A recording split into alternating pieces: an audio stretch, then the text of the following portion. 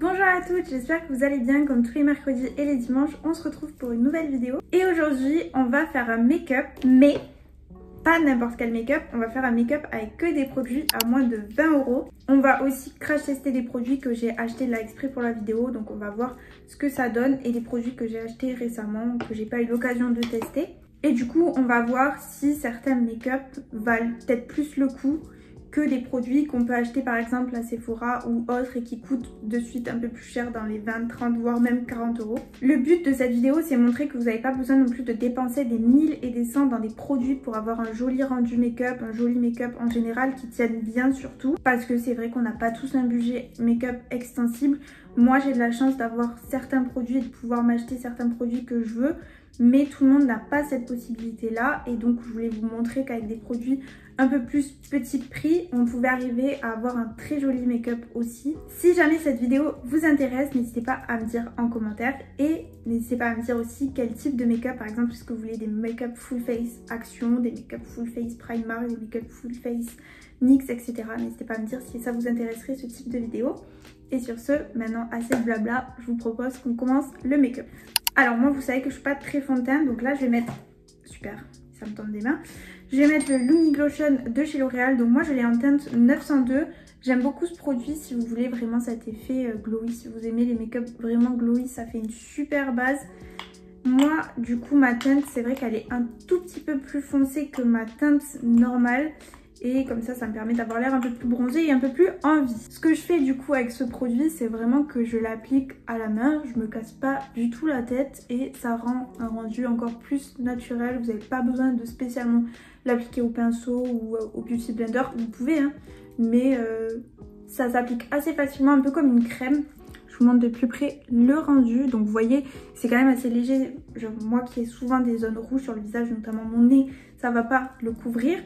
Mais ça fait quand même un très joli rendu, vous voyez, très glowy et tout. Moi j'aime beaucoup.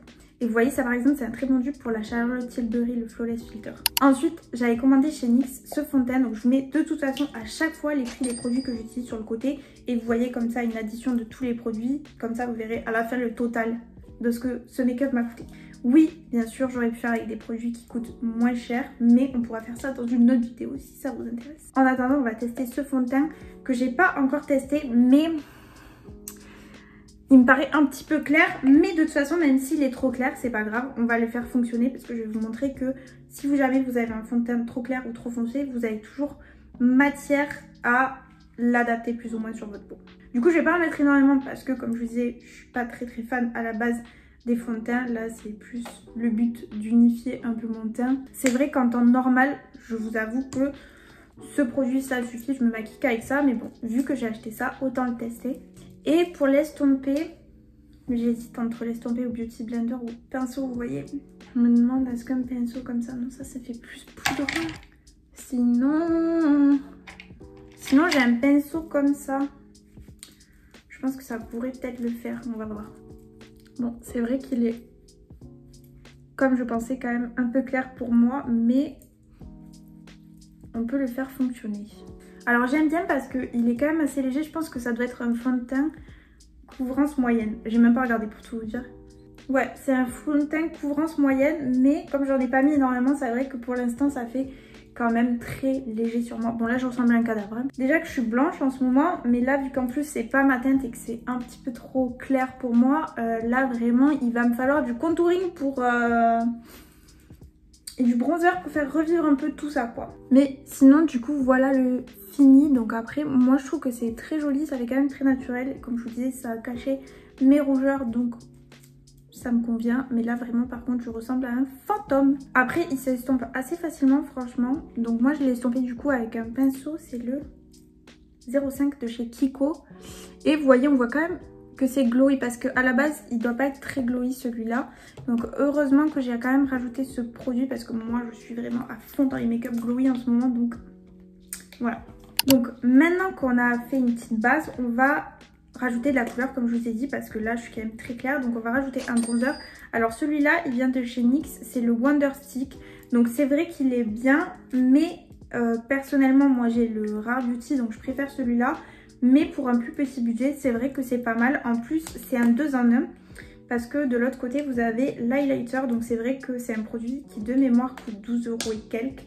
Donc pour 12 € vous avez deux produits quoi. Alors lui il est beaucoup plus foncé que le bronzer que j'utilise normalement de chez Rare Beauty. Donc j'en ai un peu moins que ce que j'ai l'habitude d'en mettre. Ensuite pour l'estomper je vais reprendre le même pinceau que le fond de teint, comme ça on va tout mélanger quoi.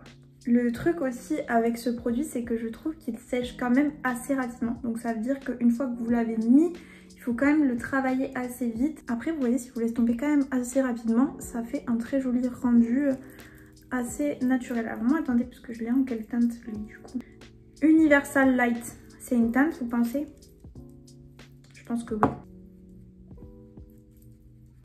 Bon déjà je trouve que je ressemble un peu moins à un cadavre.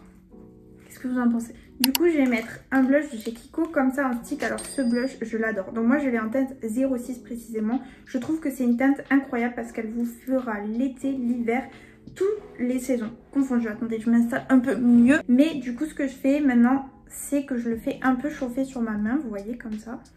Donc je dépose du produit, de la matière. Pourquoi? Pour éviter d'avoir cette grosse trace au niveau des joues et que ça se fonde beaucoup mieux avec le reste de mon make-up et mon contouring, etc. Donc je le prends avec un pinceau, là c'est le 75 de chez Sephora. C'est pas le meilleur des pinceaux, je vous le conseille pas énormément. Il faut que j'investisse là prochainement dans des nouveaux pinceaux, mais je connais pas des très bonnes marques, vous voyez.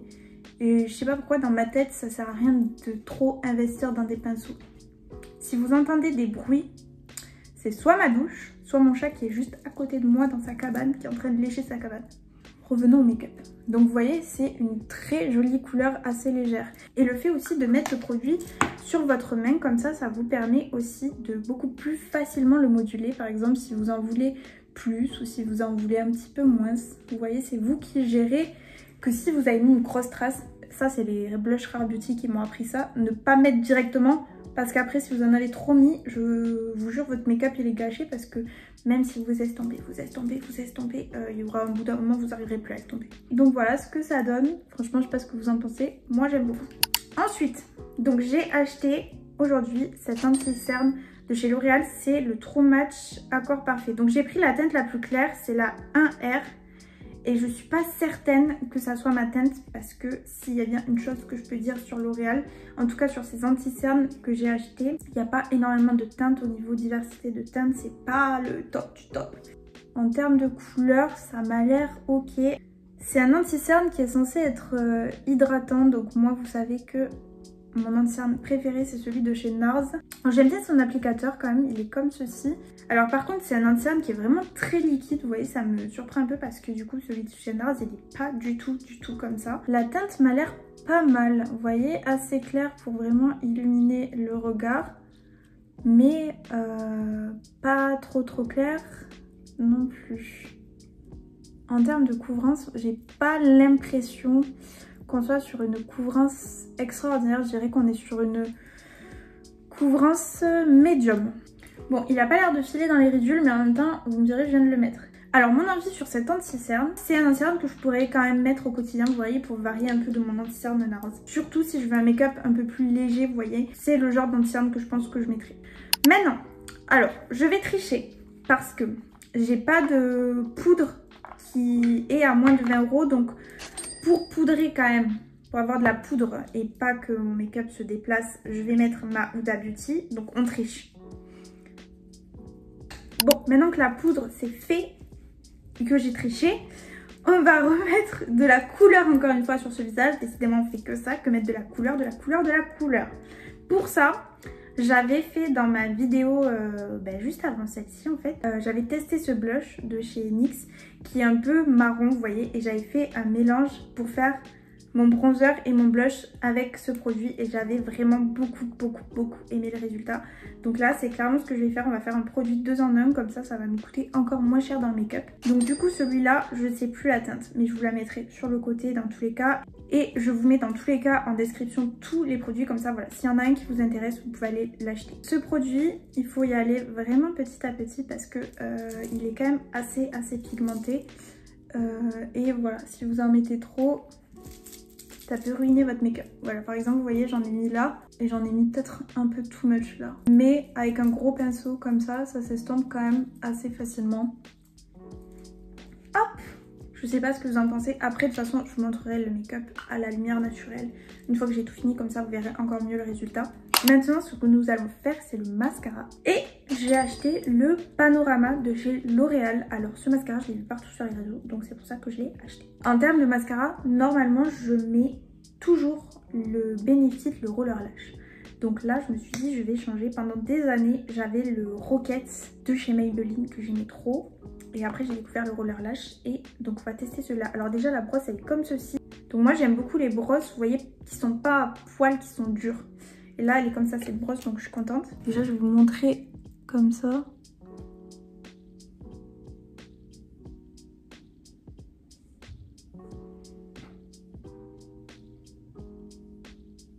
Mais il a l'air vraiment bien, ce mascara. Mais il est vraiment bien, ce mascara. Regardez la différence. J'ai mis qu'une couche, hein. Je suis un peu épatée, là. Alors, vous voyez, moi qui adore le Roller Lash qui coûte quand même assez cher, franchement, celui-là, il est vraiment top. Regardez de plus près.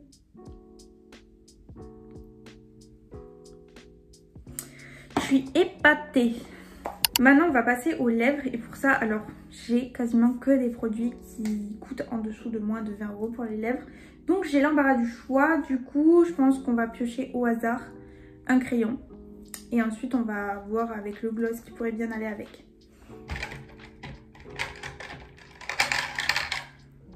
Alors, j'ai pioché le 21 de chez Kiko. Et je pense que je... Mais, il y a un problème mon crayon. Qu'est-ce qui lui arrive? Bon.